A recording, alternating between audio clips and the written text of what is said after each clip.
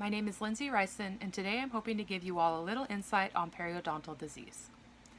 To simplify a rather broad topic, we'll focus in on what periodontal disease is, what causes it, and prevention. Have you ever been to the dentist for your routine checkup and wondered why it was necessary for the hygienist to poke around every tooth? Did you think to yourself, what do all these numbers mean? As they call off numbers such as 323, 212, 323, 121. Though it may seem like a waste of time to you, this is the only way to get an accurate measure of the space between the tooth and the gum tissue. So why is this measurement important? Well, gum disease is detected by the depth of the pockets around your teeth. Normal and healthy depths should be in the 1 to 3 millimeter range, whereas anything above a 4 millimeter pocket can be a determining factor that a person has developed gum disease. According to the National Institute of Dental and Craniofacial Research, periodontal disease is an infection of the tissues that hold your teeth in place. It's typically caused by poor brushing and flossing habits that allow plaque to build up on your teeth and harden. In advanced stages, periodontal disease can lead to sore, bleeding gums, painful chewing problems, and even tooth loss. So what causes this? Well, there are several factors for gum disease. Smoking is the most significant. Smoking can also make treatment for gum disease less successful. Other risk factors include poor oral hygiene, diabetes, hormonal changes in pregnant women, medications that cause dry mouth, certain illnesses such as AIDS, and genetic susceptibility. Before we dive in on what periodontal disease looks like, let's get a glimpse of what a healthy mouth should look like.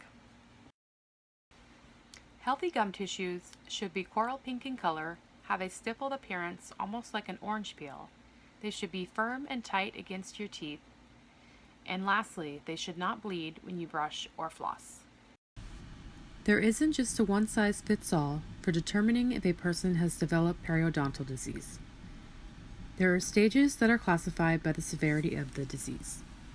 The first stage of gum disease is known as gingivitis. This refers to inflammation of the gums. What causes this? Poor oral hygiene. Bacteria and plaque build up gradually over time along your gum line, causing those tissues to become irritated, red, swollen, and even bleed. The good news is that gingivitis is 100% reversible with practice of good brushing and flossing. Slight to moderate periodontal disease are the next stages of gum disease. Symptoms are similar to gingivitis with red, swollen, bleeding gums and bad breath, but by now have worsened. The main distinction between these stages is that bone loss has begun. Bone loss ranges from 20 to 50% during these stages, and once you lose bone, you simply cannot get it back. Bacteria gets so entrenched into your gums that it begins to enter the bloodstream. Advanced periodontal disease is the most severe case a person can have. As we enter this stage of periodontal disease, bacteria has become more relentless. Pocket depths greater than 7 millimeters and roots of teeth may even be exposed. Tooth mobility has increased significantly, and tooth loss becomes very probable. This results in changes of overall bite and makes chewing more of a challenge for the individual. Pus-filled pockets in and around the gums may be found in advanced perio disease. These pockets are known as abscesses, and they form because the immune system is trying to fight off the infection and keep it from spreading throughout to the rest of your body. Bone loss at this stage is between 50 and 90%.